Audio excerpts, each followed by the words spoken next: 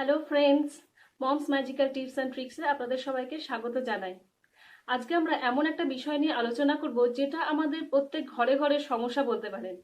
বাচ্চারা, ভাই বোনেরা বা দুই ভাই নিজেদের মধ্যে এত ঝগড়া করে এবং সেই ঝগড়ার কারণ এবং তার পিছনে আমাদের পেরেন্টসের বা বাড়ির লোকেদের কি ভূমিকা আছে এবং তার কি সমাধান হতে পারে, সেগুলো নিয়েই আজকে আমরা আলোচনা করব।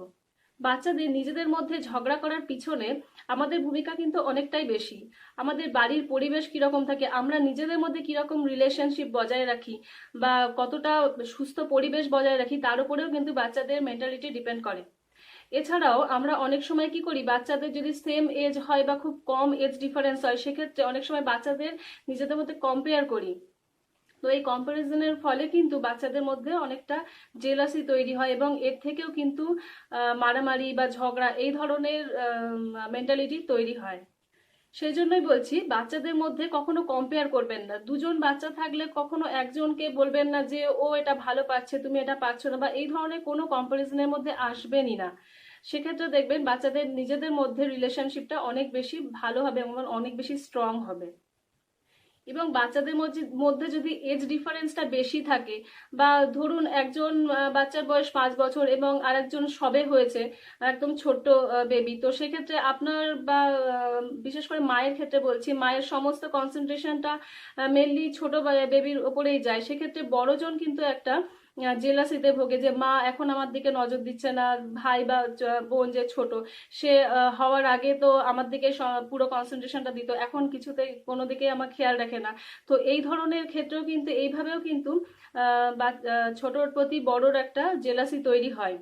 তো সেক্ষেত্রে সমাধান হিসেবে বলবো যে ছোট বাচ্চা যখন ঘুমাচ্ছে বা অন্য কারোর কাছে রয়েছে, তখন বড় বাচ্চাকেও আপনি সময় দিন, যতটা সম্ভব সময় দিন। হয়তো আপনার কাছে টাইম ম্যানেজমেন্টে অনেকটাই সমস্যা হয়ে দাঁড়াবে, কিন্তু তবুও যতটা সম্ভব সময় দিন এবং ছোট বাচ্চার বিভিন্ন কাজে আপনি বড় বড় বাচ্চার যে থাকবে তাকে ইনভলভও করুন।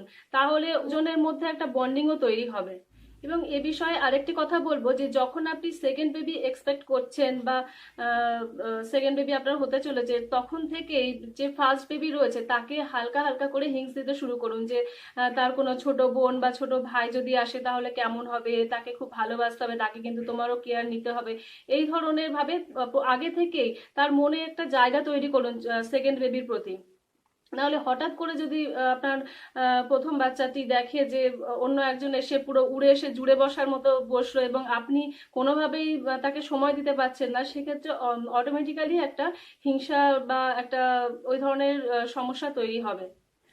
আপনার দুটো বেবি যদি একসাথে ঝগড়া শুরু করে দেয় বা মারামারি শুরু করে দেয়, সেক্ষেত্রে এমন করবেন না যে আপনি ছুটে গিয়ে বড়জনকেই আগে পেটাতে শুরু করে দিলেন বা আগে বকাবকি শুরু করে দিলেন।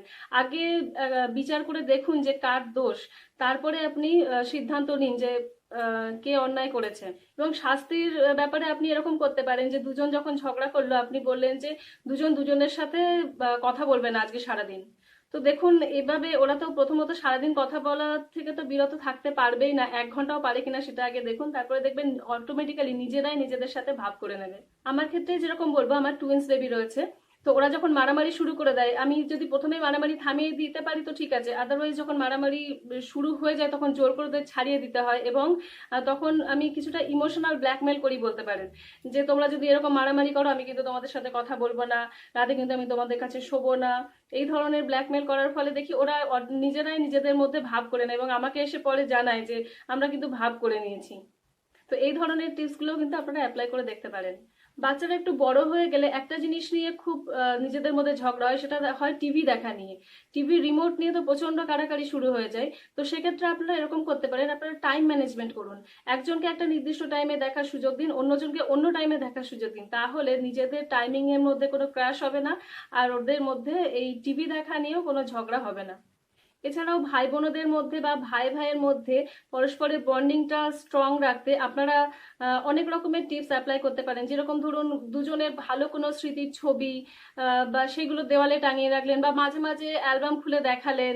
তো এইভাবে না ওরা নিজেদের স্মৃতিগুলো বা ছোটবেলার ছবিও যদি দেখে যে আমরা এরকম করতাম, আমরা ওরকম করতাম, এরকম ভাবে জিজ্ঞাসা করতে থাকে এবং আপনি ওদের ছোটবেলাকার গল্প বলুন, এইভাবে দেখবেন ওদের নিজেদের প্রতি একটা আলাদা বন্ডিং তৈরি হবে।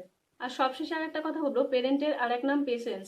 তো আপনাকে অনেক বেশি ধৈর্যশীল হতে হবে, এবং বাচ্চারা যখন মারামারি করছে বা সেরকম সিচুয়েশন আসলে আপনি গিয়ে আগে দুমদাম করে দুজনকে মেরে দিলেন, বকে দিলেন, সেরকম করবেন না। আগে সিচুয়েশনটা কন্ট্রোল করুন, সিচুয়েশনটা ঠান্ডা মাথায় হ্যান্ডেল করুন।